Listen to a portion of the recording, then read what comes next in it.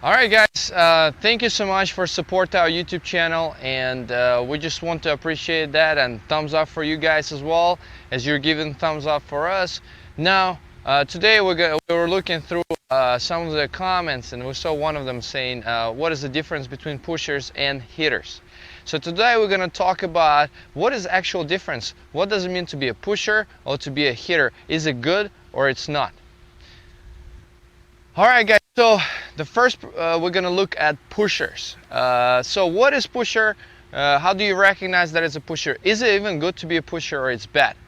All right, pushers most of the time, and what does even pusher term means? What does it mean to be a pusher? Most of the time it's people that hit with reduced pace on the ball. They don't really have a strategy except that making a lot of balls over net. Sometimes people mislead and they think grinders or defensive baseliners or counterpunchers, they're pushers. No, that's not true. If you're somebody who is counterpunching, you're actually having a strategy to hit some off-base shot or heavy topspin cross-court shots in order to be an attack in the future, or you want your opponent to pull you off the court where you hit on the run shots and you can create angles or go for a winner. Those are counterpunchers. But pushers is somebody who just stays far back and just pushes the ball over the net, and even when they get a short ball, they really just reduce as much as they can their racket at speed. They have most of the time no spin on their shots, and they just barely get the ball over net, just to get the ball over net, and they hope for you to miss the shot. So pushers never really hit winners. They never hit winners, they never really take advantage of the point, they just get the ball over net with reduced racket at speed. Most of the time their technique is open the racket and they just get the ball over net on both sides. They dink serves, a lot of them have a pancake serve, they're just trying to get it over net in order just for you to miss the shot. So if you're playing well, you're going to beat them. If you make a lot of errors, you're going to lose. So they only rely on their opponent's errors. Now, how do you beat those pushers? A lot of people panic as soon as they see that high ball coming to their side. They overhit the ball, or they start going for shots, deep shots where they miss the ball deep. But really, you have to recognize that pushers will not hit a winner on you. So if you didn't set up well, you don't have to go for the shot. You can keep the ball in the rally for a little bit longer. Never panic. Take your time before shots. See where your opponent is at. Now, as you hit a first ball, let's say there's a few strategies that you can use in order to beat pushers. One of them is staying in the point and trying to hit the ball cross-court deep, pushing them back. A lot of times those kind of players, they do not recover back to the baseline. They stay far back, so you create a lot of space in front of the court where you can hit a drop shot, or you can even come into the net and put the volley away. I know some players don't like to stay at the net, but you have to recognize the pushers do not hit low topspin shots. They don't hit passing shots. They just hit the ball high. So every time you're coming into the net, it's going to be a high volley that you can put away. You just have to practice it during your practice times, kind of getting those high volleys, that first volley, especially when you're coming in. You have to practice your overheads, get better at it, so when you play pushers, you'll have no problem putting those guys away. All right, now we're gonna talk about hitters and maybe possible strategies how to deal with them. With the hitter, I don't like that word hitters because it's just too general. You can really get under that category, people that serve in volleys, people that use a lot of forehand, aggressive baseliners, people that try to come in during the point, people that go for winners. There's so many kind of players that could fit that category. So really you should recognize the different categories rather than, oh, I played a guy who's a hitter, because it's too general. But most of the time the general idea of hitter is a person who hits aggressively, trying to finish the point quickly in the first couple of shots most of the time. So if you're playing somebody who is really, really good and they overpower you, you obviously can get in trouble because you don't get rhythm. They hit a lot of balls outside, you're always in defense.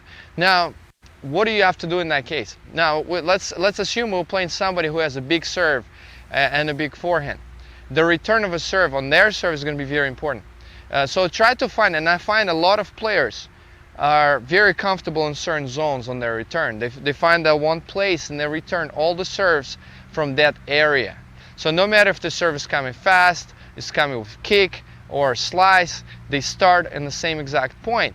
And sometimes it does work against certain players, but sometimes the rhythm of the serve could be different. The toss could be slightly different. The pace of the serve is different. And all of a sudden you start knocking those balls out, or you're just getting jammed on returns and you're making some errors.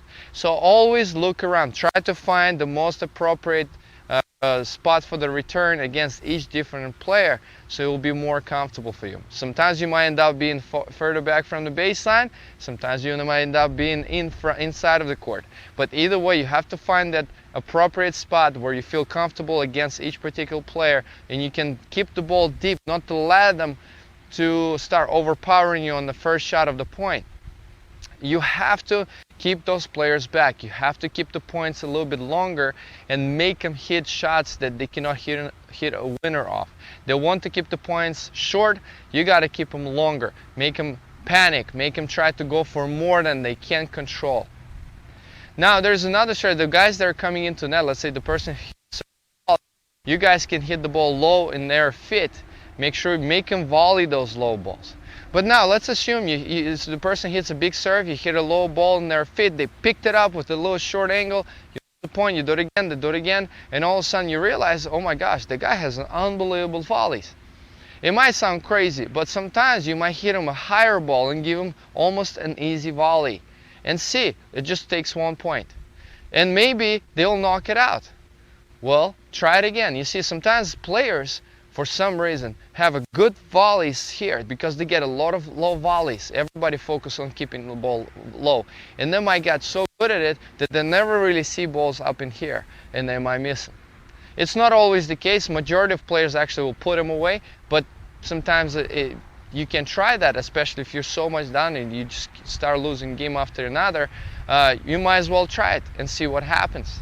Also try to hit lobs over left shoulders, get him back, so at a certain point your goal is to keep him back, not to let him come into the net. Now the guys that look, the hitters that try to keep control of the point of their forehands, they're ripping the ball, they're trying to stay aggressive, they're trying to go for winners. You can also use off-pace shots, give them short, low slices, short slices to the forehand side, some short angles, high, heavy topspin, something that is not comfortable, it's not going to their strike zone. You have to try to move them and see if they can hit those shots on the run and knock them out.